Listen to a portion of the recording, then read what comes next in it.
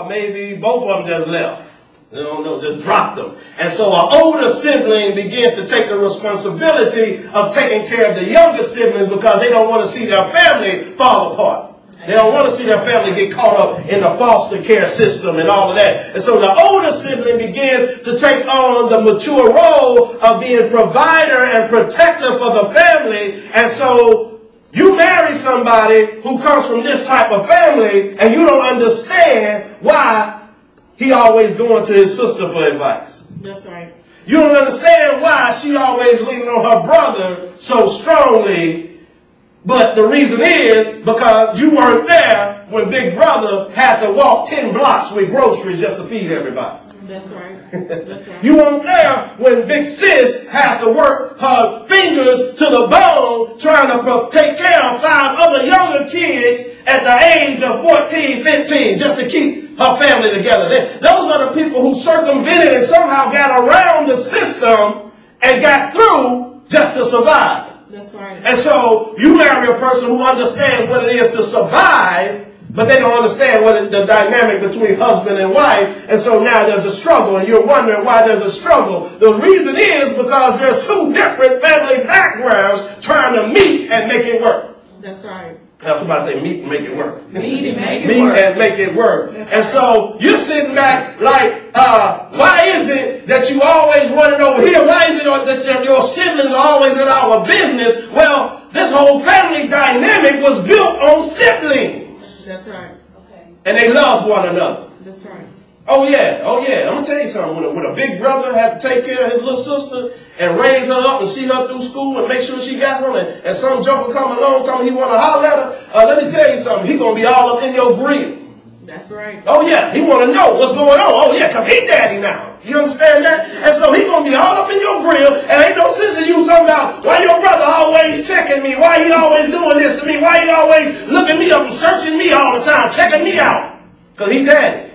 That's right. Oh yeah, oh yeah, oh yeah. When homeboy and big sister get upset with you over something, it's because she made sure that she took delicate care of him. While you was all bougie and had your 2-parent home, they had to fight for everything that they got, and they didn't have adults to make sure that things were done. They got it done for themselves, so they become more aggressive, more assertive. And you don't understand why they're so assertive. It's because of 2 different family dynamics. And so you can't sit back and try to devalue his opinion because he comes from this background, or her opinion because she comes from this background, because you don't understand it now. Some people get a little bougie in their marriage under those type of circumstances. Well, you ain't had no daddy. How you going to tell me? That's right. You ain't have no mama there. How you going to tell me? Oh, you think just because you come from a 2-parent home and you were middle income and you didn't have to go through the things I went through that you better than me? That's right. Oh, we married, but you still think you better than me because your background is different. Amen. And so how do we make this thing work? There's a problem. There's an imbalance here. That's right. And so that's the whole thing that we want to try to do, is how to try to figure out how to tie the family together. And so here's what we have to understand about the family. The family is where we come into the world to be nurtured and trained to go back into the world. That's right. Is that all right with y'all?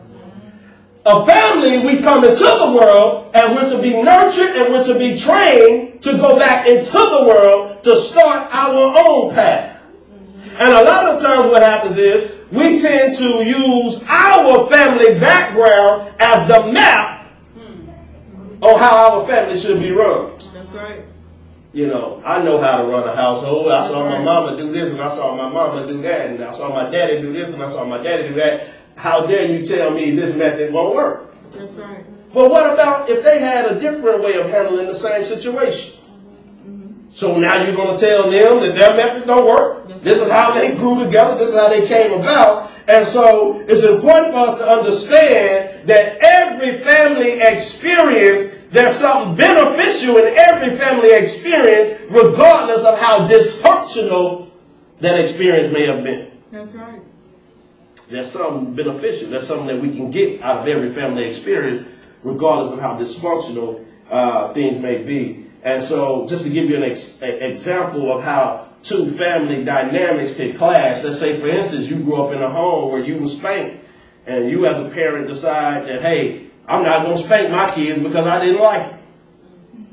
But you marry somebody who firmly believes in this method of discipline, and they won't budge 1 inch when you try to tell them don't spank Johnny.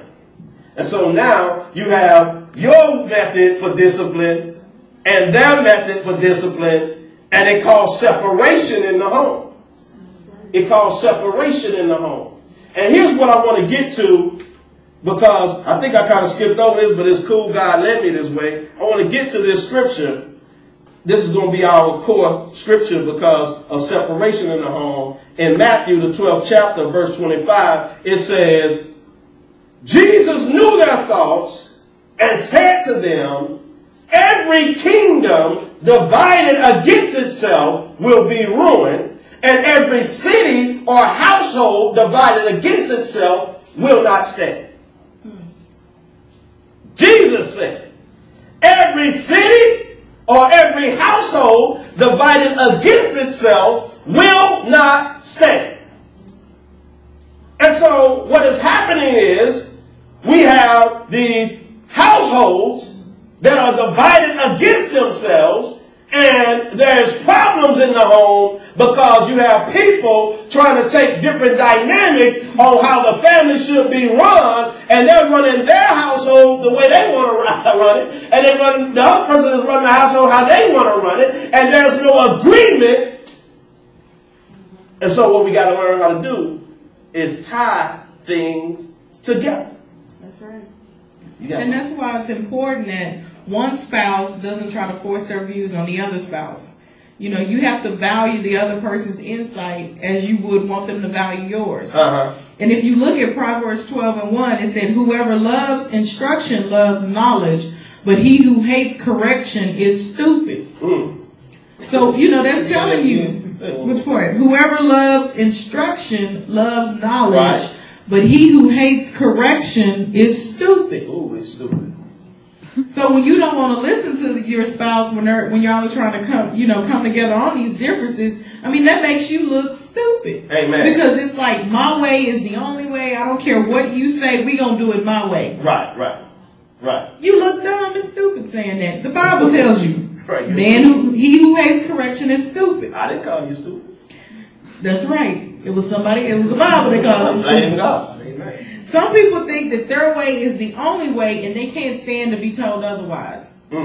Once again, Proverbs 12:15 says, the way of a fool is right in his own eyes, but he who heeds counsel is wise. The way of a fool is right in his own eyes. Meaning that you can't see that there's other ways of accomplishing things. You think that your way is the only way. Yeah. But the person who comes together with other people and counsel and get a better understanding, they're wise because they're trying to find out and understand that there's more ways to skin a cat. Correct. Is that right? That's right. Because they understand the fact that, okay, there are some other people that may know better than I do. I'm not just going to say, well, my way is the only way. I'm going to seek out somebody with sound counsel who can instruct me on the correct way, because my way doesn't necessarily mean it's right. Right. And that's why, you know, if I want to become wise and I want to get wisdom, I have to look to other people to help me in areas that I may not be good at.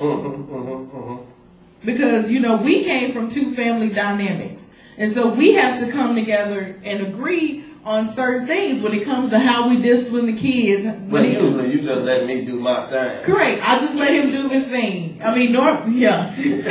But if it's something that I think, you know, if it's something that I say, well, no, maybe you shouldn't do this. I mean, he accepts me to give him my opinion and explain to him why I may think, well, no, I don't think this is the route we should take. Right.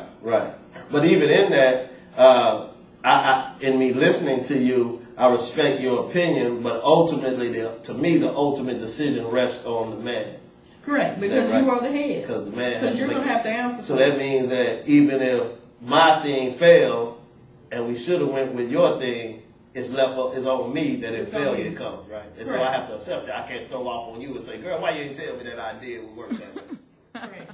It's a lot